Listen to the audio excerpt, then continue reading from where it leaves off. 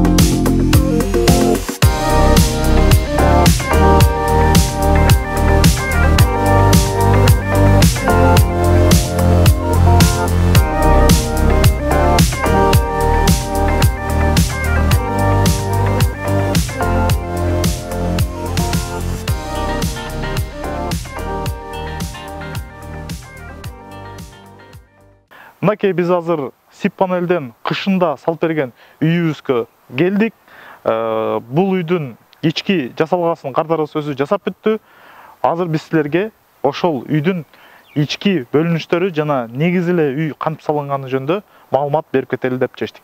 Эң негизги өзгөчөлүгү биз силерге азыр көрсөтүп жаткан үйдүн террасасы бар да. Террасасы кенен.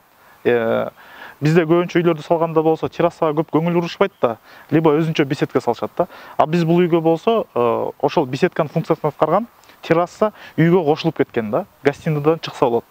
Размер жөнүндө айтып кетсек, 6га 2,5 болгон кенен терраса бар. Ал жерге чай ичсе болот, же башка бир жайкысын толук кандуу колдонгонго мүмкүнчүлүгү бар. Ошондой эле ошол террасага основной үйдүн кире беришиндеги эшиктен киргенде, эң негизги эшиктен киргенде толугу менен жабылып турат терраса. Келип чоң террасага кошулуп кетет. Мынакей биз азыр террасанын үстүндө турабыз. Ушул эле террасадан жогоруда айтып кеткендей үйдүн негизги эшигине мындайынан терраса менен кетсек болот. Жана эң негизги максаты террасадан түз биз негизги залга кирип кетсек болот. Атайын алюминийден эшик жасалган. Биз азыр мынакей чакан терраса деп коебуз, же болбосо крыльцо деп коебуз го. Ошонун үстүнө келдик да, ушул жерден үйдүн негизги эшигинен үйгө кирсек болот. Биз азыр үйдүн ичине кирдик. Үйдүн ичинде холлунда турабыз. Өзүңүздөр көргөндөй үй өзү 8ге 8,34 болгонуна карабастан кенен эле холл. Ошол эле холлдо кийимди чечүүчү, бут кийимди коюучу атайын шкафчага место калтырылган. Ошондой эле санузел бар кенен. Экинчи этажга лестницага көтөрүлүп кетсек болот. Же болбосо залга же кухняга кирип кеткенге кенен жакшы мүмкүнчүлүк бар.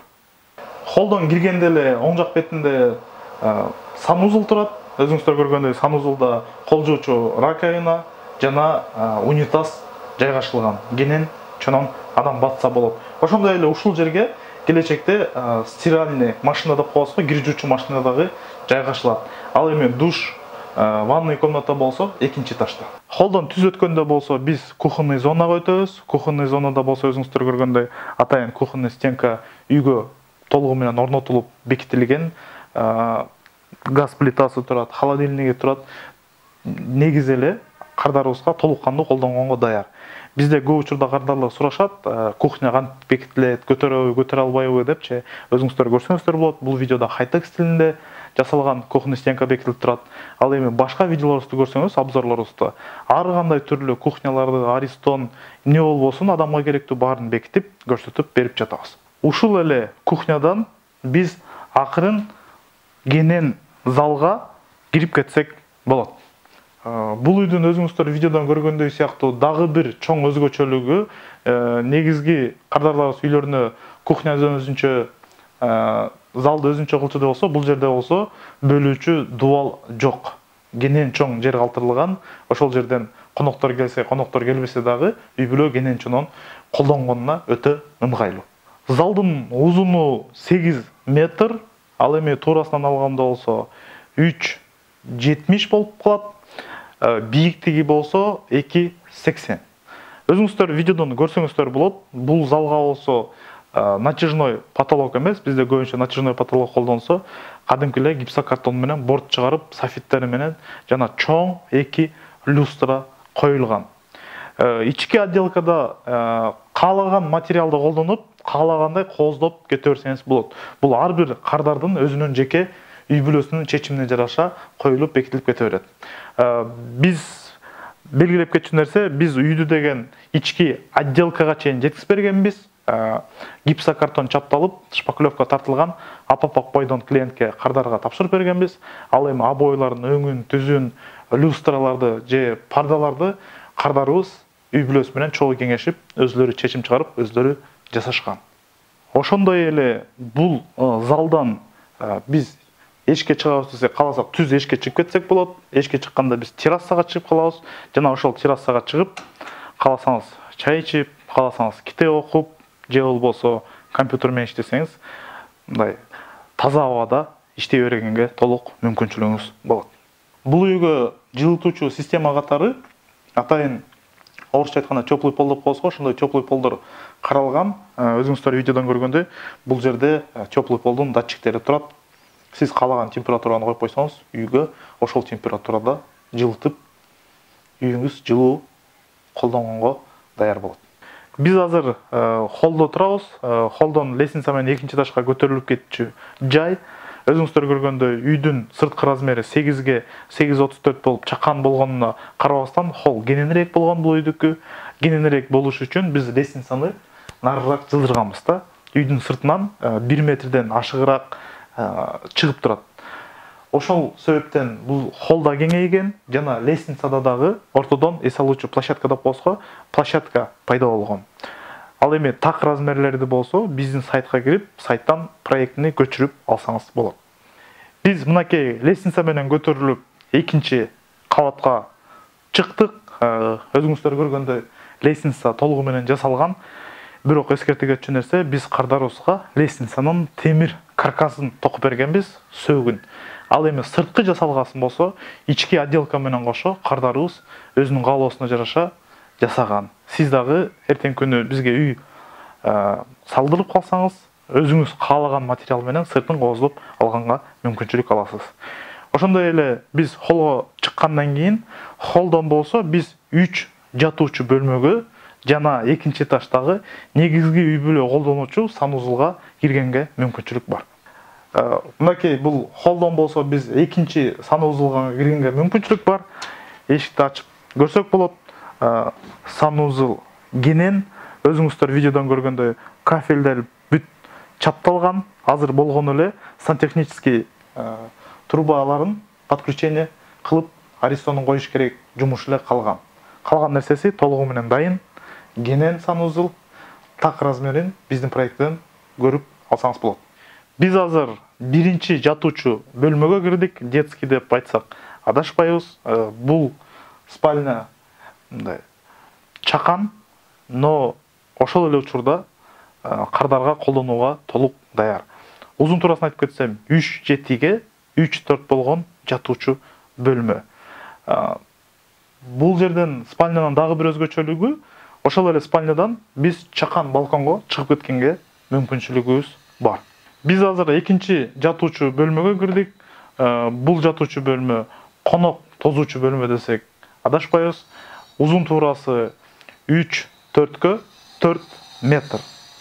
Дагы бир жолу баса белгилеп кетчү нерсе, отделканы ар бир бөлмөнүкүн ар башкача жасалган.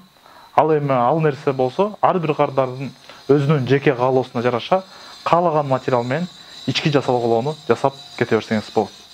Азыр биз үчүнчү эң негизги жатуучу бөлмөгө кирдик. Бул ата-эненин жатуучу бөлмөсү. Өзүңүздөр көргөндөй, бул жерге дуалына толугу менен встроенный деп коебуз орусча шкаф коюлган, кийим-кечек сактаганга. Спальня кенен, узун туурасын айтып кетсек, 4,4гө 3,7 болгон жатуучу бөлмө. Азыр бул үйдүн ортосуна, комнатанын ортосуна чоң 2 адамга ылайыкталган жатуучу кровать коюлат, спальня коюлат. Ошондо дагы кенен эле жер калат.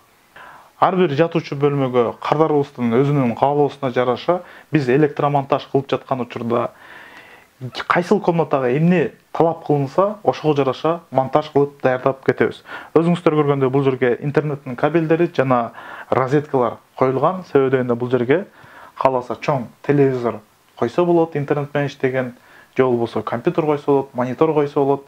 Ким эмнени кааласа, ошол нерсени биз эртеңки күнү колдонгудай кылып даярдап беребиз. Бул үйдүн дагы бир өзгөчөлүгү балкон бар. Балконго сиз детскийден дагы жана ошондой эле ата-эненин жатуучу бөлмөсүнөн дагы чыкканга толук мүмкүнчүлүк бар. Атайын ушундай пластиковый эшик коюлган, а бул жерде болсо толук жабылган терезелер менен балкон бар.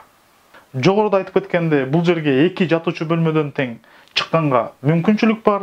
Өзүңүздөр көргөндөй балкон толугу менен витраждуу терезелер менен жабылган. Кааласа ачык калтырып койсо болот, же болбосо ушинтип тосуп койсо болот.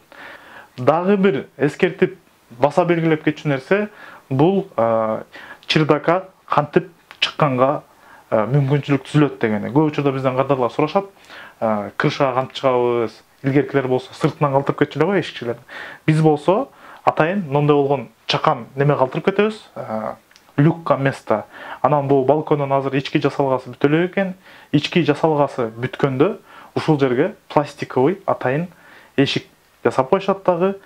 Ошону ачып, чырдака кирип кеткенге толук мүмкүнчүлүк бар. Биз азыр үйдүн сыртына келдик дагы. Бул жерде болсо биз жогоруда айтып кеткендей лестницанын чыгып турган жери, ошол лестницанын мындай үйдөн выпирайдеп чыгып турган жеринин артынан биз подвалга кирип кеткенге мүмкүнчүлүк бар.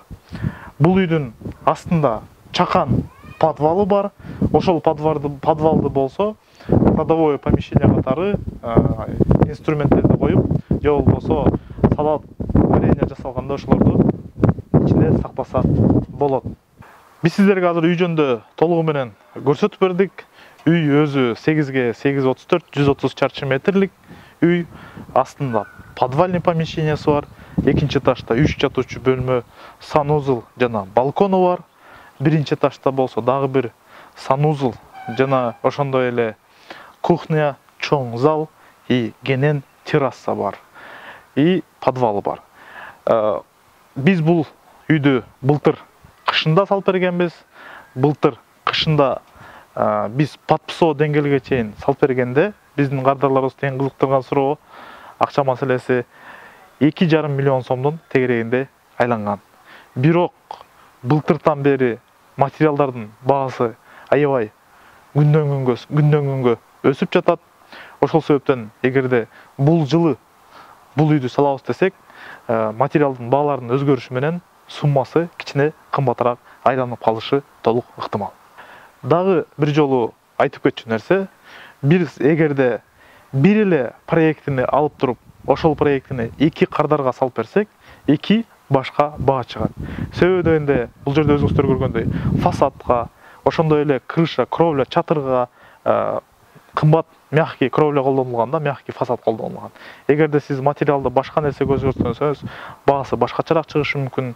Терезелер, ушундай ар бир материалдын баасы, өзүнүн баасы бар да, ошол материалдарды сиз өзгөртсөңүз, баа дагы ошого жараша өйдө же болбосо ылдый болуп турат. Биз келечекте мындан дагы башка, мындан да чоң размердеги, мындан кичинекей размердеги салынган үйлөрдү жана салынып жаткан үйлөрдү силерге чыгарып турабыз. Ал эми сизге бул проект жагып калган болсо, сиз кааласаңыз биздин офиске келип, ушул проектини биз менен салдырып алсаңыз болот. Же болбосо өзүм салам деп пландап жаткан болсоңуз, биздин siptam.com сайтына кирип, ушул үйдүн проектин көчүрүп алсаңыз болот.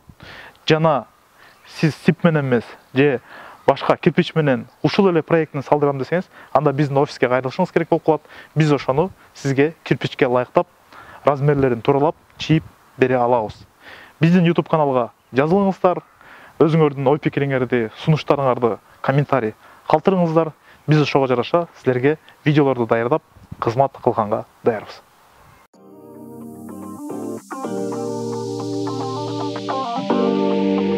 Thank